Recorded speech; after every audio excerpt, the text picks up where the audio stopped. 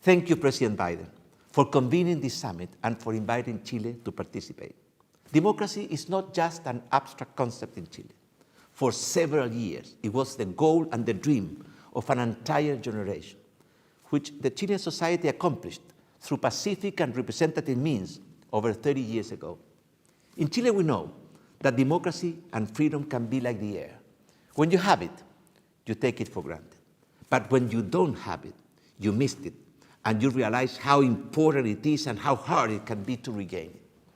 During the last centuries, strengthening and protecting our democracies meant shielding them mostly from foreign threats or violent military coups.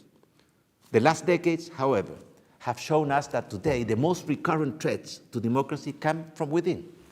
Today I will briefly address two of these threats. The first comes from governments that may have had a legitimate or even a democratic origin, but disavowing the constitutional limitations or attempting to change them in their favor, pretend to perpetuate themselves in power.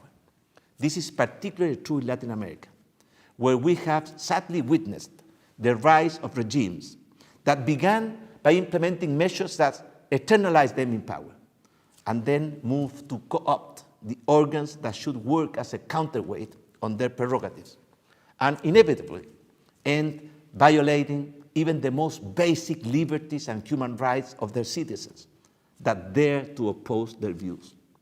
Two of the most important defenses against a fall in this spiral toward dictatorships are the free press and independent electoral organs.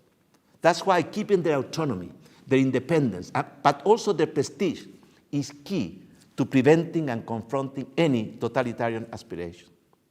The second inner threat is the use and the legitimation of violence as a political tool. As Isaac Asimov once wrote, violence is the last refuge of the incompetent, and democracy has no room for such incompetence. But often, what they lack in competence, they make it up for in determination and zeal. Disagreements are welcome in a democratic society, but they must be resolved peacefully and within the rule of law.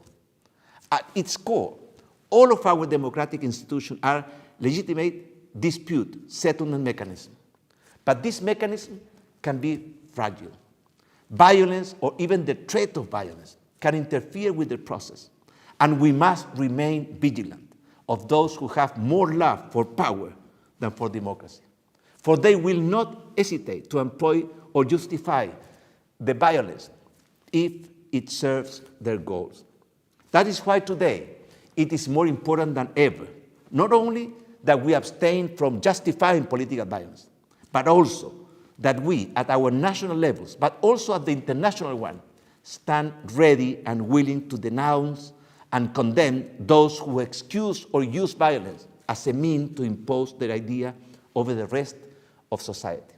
We must stand ready to reveal their incompetence and inability to lead a free and just society, like the one we all aim to live in. Thank you again, President Biden, for providing us this opportunity to reflect on the importance of democracy. We must never take it for granted. And thank you for giving us this platform from which to renew our strong commitments to build better and more democratic society.